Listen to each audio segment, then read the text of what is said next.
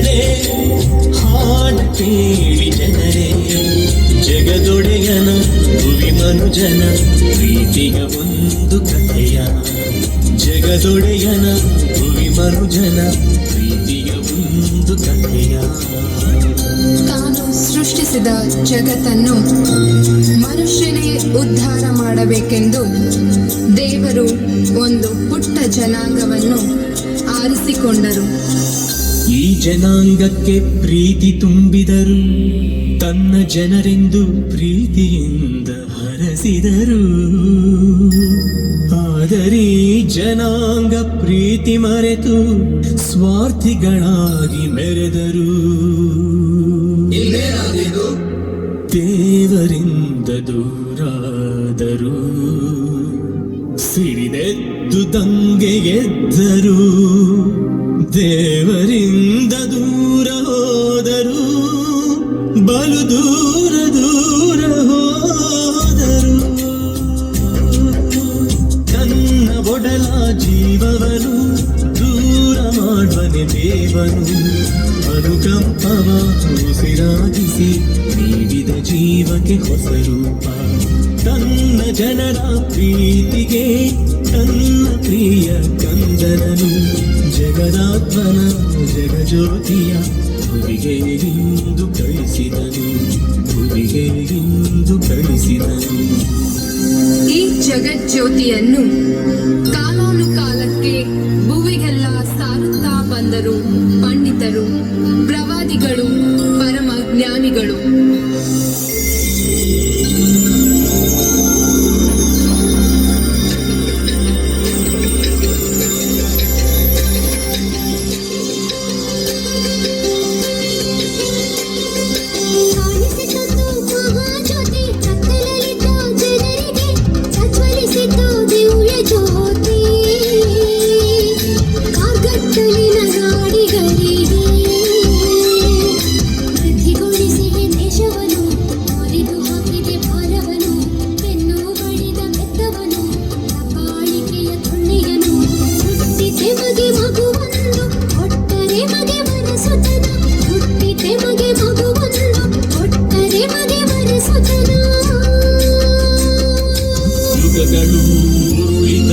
ಕಾಲವು ನಡೆಯಿತು, ಪ್ರವಾದಿಗಳ ನುಡಿಯಂತೆ ಧರೆಯಲಿ ಭುವಿಯಲಿ ಜನನವಾಯಿತು, ಕ್ರಿಸ್ತ ಜನನವಾಯಿತು.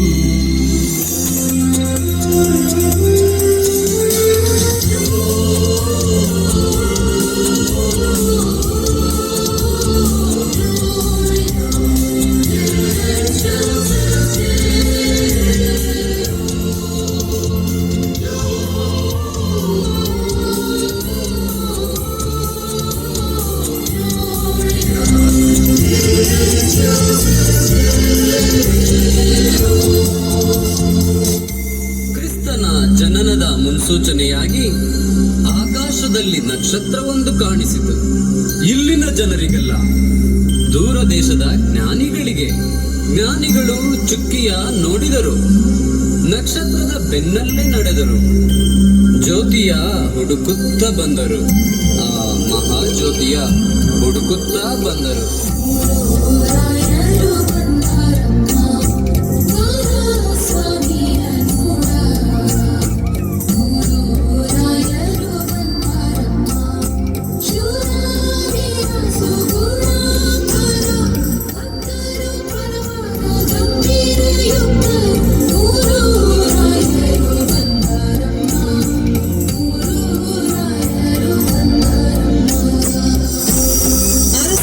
ಹುಡುಕುತ್ತಾ ಬಂದ ಮೂರು ರಾಯರು ಕೊನೆಗೆ ತಲುಪಿದ್ದು ಕಟುಕ ಅರಸನ ಅರಮನೆಗೆ. ಆಗ ಹೆರೋದ ಗಲೀಲಿಯದ ಸಿಂಹಾಸನದಲ್ಲಿ ಕುಳಿತಿದ್ದ. ತನ್ನ ಸಿಂಹಾಸನಕ್ಕೆ ಪ್ರತಿಸ್ಪರ್ಧಿಯೊಬ್ಬ ಹುಟ್ಟಿದ್ದಾನೆ ಎಂಬ ಅಳಲು ಅವನನ್ನು ಅಲ್ಲೋಲ ಕಲ್ಲೋಲ ಮಾಡಿತ್ತು. ಬೆತ್ಲೆಹೇಮಿನಲ್ಲಿ ಹುಟ್ಟಿದ ಮಹಾಜ್ಯೋತಿಯನ್ನು ಆರಿಸಲು ಸೈತಾನನ ಶಕ್ತಿ ಹೆರೋದನ ಆತ್ಮವನ್ನು ಸೇರಿಕೊಂಡಿತು. ಕೆಂಡವಾಗಿ ಕಿಡಿಕಾರಿದ ಅಟ್ಟಹಾಸ ಮೆರೆದಾಡಿತು, ಮಗುವನ್ನು ಹುಡುಕಲು ಸೈನ್ಯವ ಅಟ್ಟಿದ. ಬೀದಿ ಬೀದಿಯ ಹಳ್ಳಿ ಹಳ್ಳಿಯ ಗಂಡು ಮಕ್ಕಳನ್ನು ಹುಡುಕುತ್ತಾ ಹೊರಟ, ಕತ್ತಿಗೆ ಸಿಕ್ಕಿದ ಕುತ್ತಿಗೆ ಕಡಿದ, ಕಾಲಿಗೆ ಸಿಕ್ಕಿದ ಮಕ್ಕಳ ತುಳಿದ,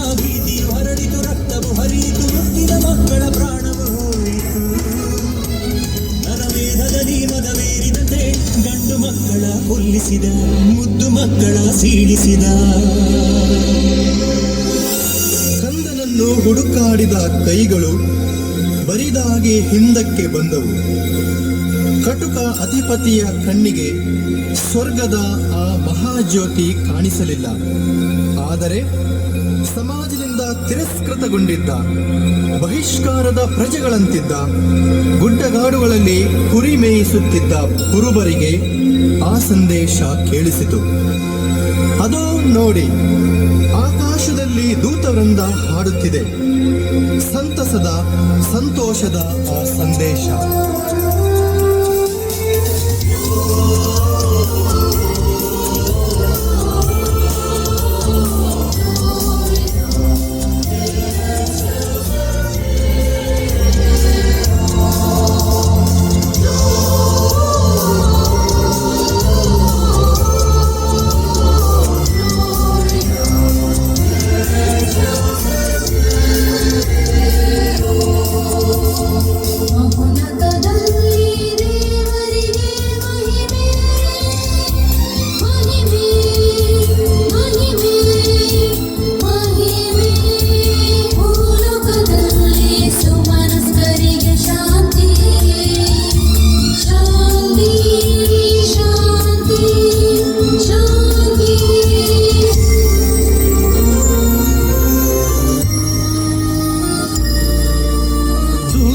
ಸಂದೇಶ ಕೇಳಿ ಕುರುಬರ ಮಂದೆಯು ಬೋಡಿ ಕುಣಿದಾಡಿತು ನಲಿದಾಡಿತು ದೀನಗೋದಲ ನೆಲದಲ್ಲಿ.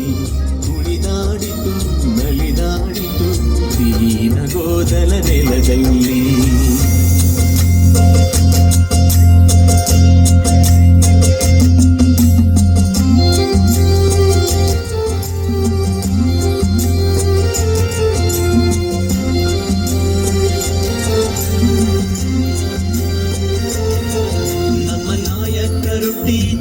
ನೋಡಿ ನಮ್ಮ ನಾಯಕರುಟ್ಟಿದರು ನೋಡಿ, ಶುಭ ಸಂತೋಷಗಳಿಂದ ಹಾಡಿರಿ, ಶುಭ ಸಂತೋಷಗಳಿಂದ ಹಾಡಿರಿ. ಬೆತ್ಲೆಹೇಮೆಂಬ ಪುರಾದಿಪುರದೋಳು, ಬೆತ್ಲೆಹೇಮೆಂಬ ಪುರಾದಿಪುರದೋಳು, ಶುಭ ಸಂತೋಷಗಳಿಂದ ಹಾಡಿರಿ, ಶುಭ ಸಂತೋಷಗಳಿಂದ ಹಾಡಿರಿ. ಗೊಲ್ಲ ಜನರು ಕೇಳಿರಿ ನೀವೀಗ, ಗೊಲ್ಲ ಜನರು ಕೇಳಿರಿ ನೀವೀಗ, ನಮ್ಮ ನಾಯಕರುಟ್ಟಿದರು ನೋಡಿ, ನಮ್ಮ ನಾಯಕರುಟ್ಟಿದರು ನೋಡಿ. ಅತ್ತ ದೂರ ದೇಶದಿಂದ ನಡೆದು ಬಂದ ಜ್ಞಾನಿಗಳಿಗೆ ಅರಸ ಯರೋದ ದಾರಿ ತೋರಿಸಲಿಲ್ಲ. ಆದರೆ ಆಗಸದ ನಕ್ಷತ್ರ ದಾರಿ ತೋರಿಸಿತು. ಅಹಂಕಾರಿ ಹೃದಯದ ಅರಸನಿಗೆ ಸ್ವರ್ಗದ ಜ್ಯೋತಿಯು ಕಾಣಲಿಲ್ಲ. ಆದರೆ ಮುಕ್ತ ವಿಶ್ವಾಸದಲ್ಲಿ ಬಂದ ಜ್ಞಾನಿಗಳಿಗೆ ಆ ಮಹಾಜ್ಯೋತಿ ಕಾಣಿಸಿತು.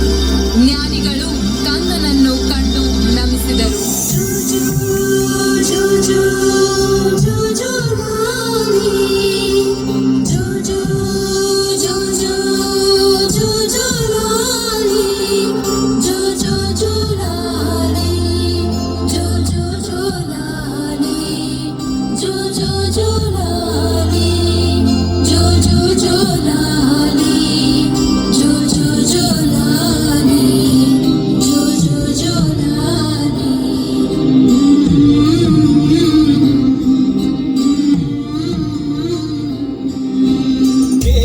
ಕೇಳಿ ಜನರೇ, ಹಾಡು ಕೇಳಿ ಜನರೇ, ಜಗದೊಡೆಯನು ಪರಮಾತ್ಮನು ಗುರಿಗೆ ಇಂದು ಬಂದನು.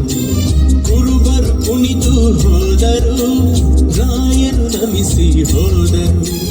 ಜಗಜ್ಯೋತಿಯು ಹೊರಗಿಳಿದು ಜಗತ್ತಿಗೆ ದೀಪವಾಯಿತು. ಜಗಜ್ಯೋತಿಯು ಹೊರಗಿಳಿದು ಜಗತ್ತಿಗೆ ದೀಪವಾಯಿತು. ಈ ಜಗತ್ತಿನ ಜನರನ್ನು ಉದ್ಧಾರ ಮಾಡಲು ಪ್ರಭು ಯೇಸು ಈ ಭೂಮಿಯಲ್ಲಿ ಅವತರಿಸಿದರು. ಮುಗ್ಧ ಮಗುವಿನ ರೂಪದಲ್ಲಿ ಈ ಪುಟ್ಟ ಕಂದನ ಹೆಜ್ಜೆ ಹೆಜ್ಜೆಗಳಲ್ಲಿ ಜೀವ ಚಿಗುರಿತು, ಪ್ರೀತಿ ಬೆಳೆಯಿತು. ಈ ಪುಟ್ಟ ಕಂದ ದೇವಾಲಯದಲ್ಲಿ ಕಾಣಿಕೆಯಾದ, ನಜರೇತಿನಲ್ಲಿ ಮಗುವಾದ, ಜೆರುಸಲೇಮಿನಲ್ಲಿ ಜ್ಞಾನಿಯಾದ, ಗಲಿಲಯದಲ್ಲಿ ಜನಪ್ರೇಮಿಯಾದ, ಕೊನೆಗೆ ತನ್ನ ತಂದೆಯ ಆಲಯದಲ್ಲಿ ಅಭಿಷೇಕಗೊಂಡು ಜನತೆಯ ಉದ್ಧಾರಕ್ಕೆಂದು ಹೊರಟ.